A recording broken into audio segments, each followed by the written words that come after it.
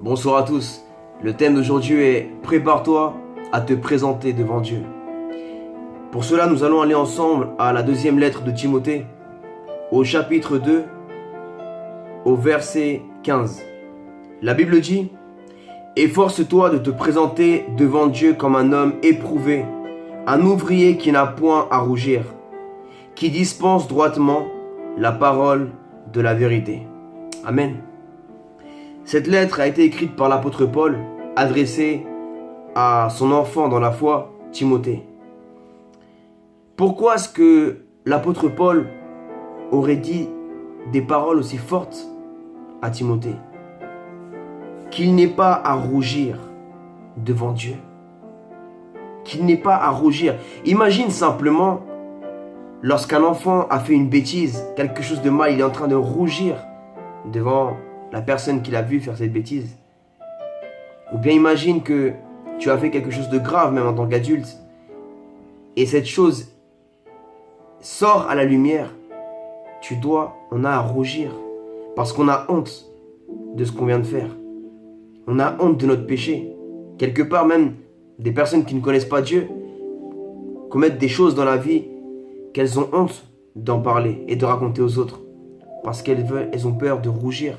Elles ont des choses qui peuvent les faire rougir et qui peuvent changer leur image, changer la façon à laquelle on les voit. Et je pense que nous tous, dans notre vie, avons des choses qui nous font rougir, n'est-ce pas? Personne n'est libre de cela. Tout le monde dans sa vie a déjà commis des erreurs honteuses, a commis des atrocités, des choses mauvaises et desquelles nous avons honte. Et nous avons à rougir devant des personnes, mais surtout devant Dieu. Et moi, ce qui m'interpelle, c'est que on est dans un monde où on aime bien se préparer à l'avance. En tout cas, on aime bien avoir son planning, on aime bien avoir un agenda, on aime bien se préparer pour des rendez-vous. On voit que depuis tout jeune, on nous enseigne à nous préparer, à passer notre BEP, à passer notre brevet. On nous enseigne à nous préparer pour faire les devoirs. On nous enseigne à nous préparer pour les contrôles. L'être humain se prépare pour passer son bac. L'être humain se prépare pour passer son permis. On se prépare pour un entretien d'embauche. On se prépare pour se marier. On se prépare pour tellement de choses dans la vie. On se prépare pour partir en voyage. Mais on ne se prépare pas à mourir. La chose la plus réelle que tu vivras dans ta vie, toi qui regardes cette vidéo, sache que c'est la mort. La mort est une chose qui est méprisée par des millions d'êtres humains sur Terre. Je pense que dans la journée, peu de personnes pensent à la mort. Et même lorsqu'on y pense, on préfère pas trop y penser. Peut-être parce que ça fait peur, peut-être parce qu'on se dit mais ça sert à rien de penser à la mort, de toute façon on va tous y passer. Mais je pense qu'il faut réellement se préparer à mourir. Et on voit que dans la vie, par manque de préparation, même dès le plus jeune âge, on ne s'est pas préparé à une dictée, on a raté sa dictée.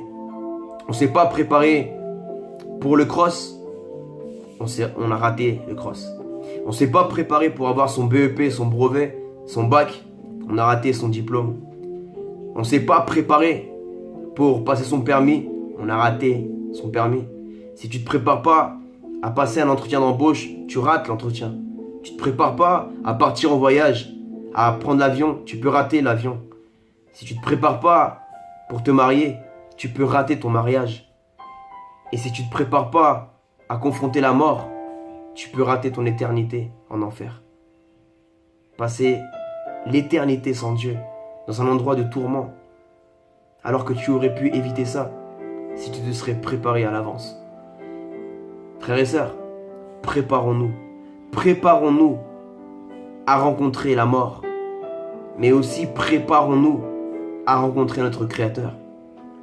Je m'adresse à tout être humain aujourd'hui, que tu sois croyant ou non croyant, peu importe ta croyance, peu importe ta philosophie, ta manière de voir le monde. On est tous destinés à mourir un jour. Et là, il n'y a plus rien qui vaille. L'argent, que tu sois riche ou pauvre, peu importe ton pays d'origine, peu importe ton rang social, on est tous destinés à mourir. Et tout ce qu'on a fait sur terre, ça aura servi à rien. Si tu n'as rien fait pour Dieu, tout ce que tu as fait n'a été que vanité. Cette semaine, une star française, un idole pour le monde, même si devant Dieu, c'est grave d'avoir des idoles, car Dieu est un Dieu jaloux. Et Dieu veut l'adoration pour lui seul et personne d'autre. Mais l'être humain s'est fait des idoles. Les idoles sont plus des statues. Les idoles ne sont plus des images aujourd'hui, même s'il y en a encore. Mais les idoles sont des stars, des footballeurs. Les idoles sont des acteurs, des chanteurs.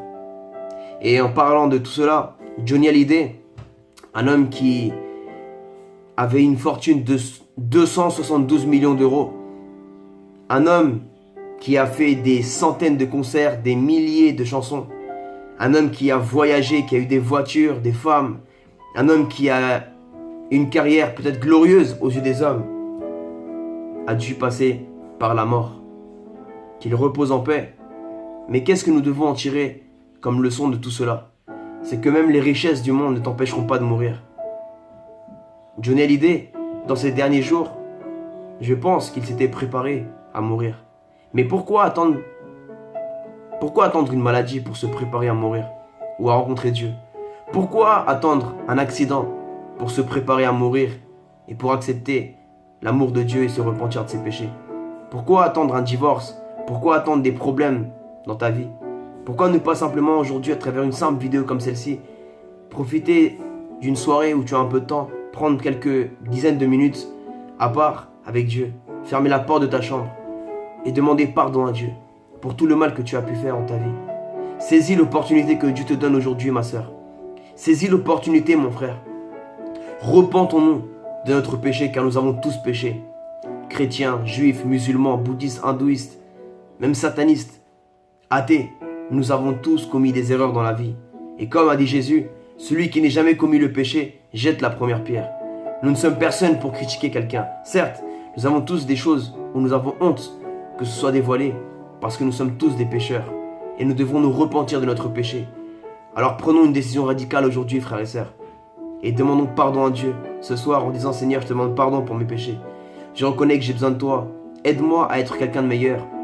Renouvelle-moi, donne-moi la vie éternelle, Seigneur Jésus-Christ. Amen. Passez une excellente soirée, frères et sœurs, et prenez une décision qui marquera votre éternité. Prépare-toi à rencontrer ton Créateur. Sois béni.